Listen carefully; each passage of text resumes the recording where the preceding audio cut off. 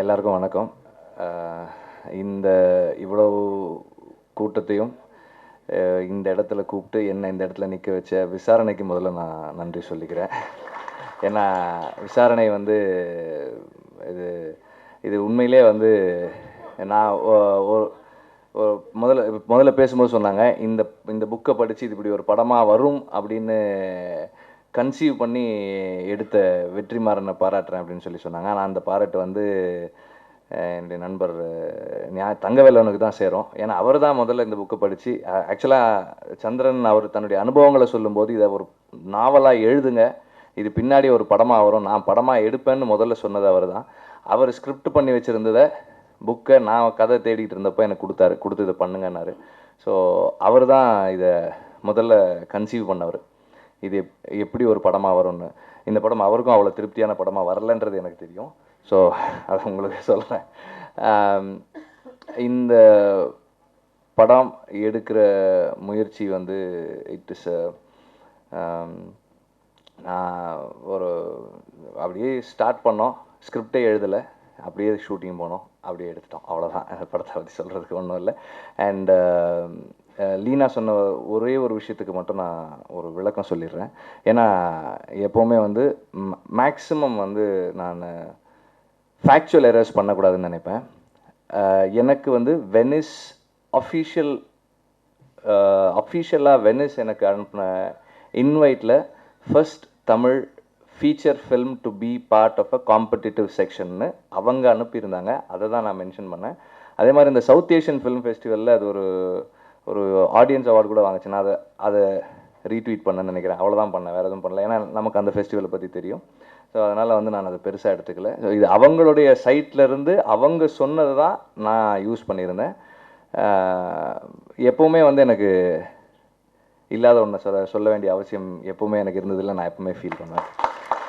அதே மாதிரி இந்த படத்துக்கு கிடைச்ச விருது, இந்த ஆம்னெஸ்டி இட்டாலியினுடைய அவார்டு வந்து உண்மையிலேயே அங்கே வெனிஸ் ஃபிலிம் ஃபெஸ்டிவலில் கொடுக்குற பெரிய அங்கீகாரம்லாம் இல்லை.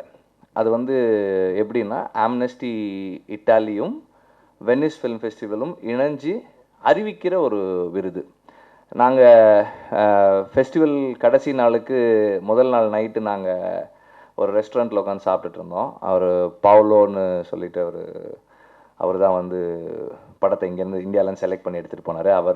நாங்கள் எல்லாம் சாப்பிட்டுட்டு இருந்தோம். அவர் திடீர்னு ஃபோனை பார்த்தாரு, உங்களுக்கு அவார்டு கொடுத்துருக்காங்கப்பா அப்படின்னாரு. அப்படியா? ஆமாம், நீங்கள் சைட்டில் போய் பாருங்க. சைட்டில் பார்த்தா மென்ஷன் பண்ணியிருந்தாங்க ஒரு 26, 27 படங்கள் வந்து வெவ்வேறு கேட்டகரிஸில், அதாவது வெனிஸ் ஃபிலிம் ஃபெஸ்டிவலும் மற்ற இயக்கங்களும் சேர்ந்து கொடுக்குற சில விருதுகளை மென்ஷன் பண்ணியிருந்தாங்க. அதில் ஒரு விருதாக இது இருந்தது. ஆனால் எங்களுக்கு அதில் என்ன சந்தோஷம்னா, மனித உரிமை மீறலுக்கு எதிரான ஒரு படமாக இதை எடுக்கணும் அப்படின்னு ஆசைப்பட்டோம். மனித உரிமை மீறலுக்கு எதிராக பல காலமாக உலகம் முழுக்க குரல் கொடுத்துக்கிட்டு இருக்க ஆம்னெஸ்டி இன்டர்நேஷ்னல்னுடைய இட்டாலி பிரிவு வந்து இந்த படத்தை அங்கீகரித்தது எங்களுக்கு ரொம்ப சந்தோஷமாக இருந்தது. அண்ட் இந்த படத்தை வந்து எக்ஸிக்யூட் பண்ணதை பற்றி கேட்டிருந்தாரு, இது இவ்வளோ காம்பேக்டாக எப்படி பண்ண முடிஞ்சது. நான் அது I think it depends on the content only.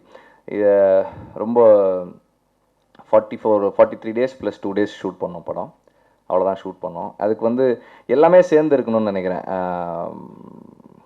Actors கண்மூடித்தனமான நம்பிக்கையோட அவ்வளவு அடி வாங்கினாங்க, அது சாதாரணமாக அடி வாங்க முடியாதது. அப்புறம் கிளைமேக்ஸ் எல்லாம் சாக்கடையில் இறங்கி ஓடிக்கிட்டு இருந்தாங்க. எல்லாமே வந்து 100% கன்விக்ஷனோட நம்பிக்கையோட கமிட்டடாக கூட இருந்தாங்க. அண்ட் தென் டெக்னீஷியன்ஸ், இதில் பெரிய விஷயம் என்னென்னா, யாருமே எந்த கேள்வியுமே கேட்கல. ஒரு நாள் ஒன்று எடுப்போம், அடுத்த நாள் வேறு எடுப்போம், அப்படி தேடி கொஞ்சம் கொஞ்சமாக கண்டுபிடிச்சோம். இந்த படம் வந்து it made itself. Balumahendra sir சொல்லுவார், ஒரு படம் ஒரு சிறந்த படைப்பாக வரணும்னா உன்னை ஒரு கருவியாக பயன்படுத்தி அது தனக்கு தேவையானதை தேடிக்கும் அப்படின்னு சொல்லுவார். அந்த விதத்தில் நான் வந்து இந்த படம் இயக்கிய ஒரு கருவின்னு தான் நினைக்கிறேன் நான். தேங்க்ஸ்.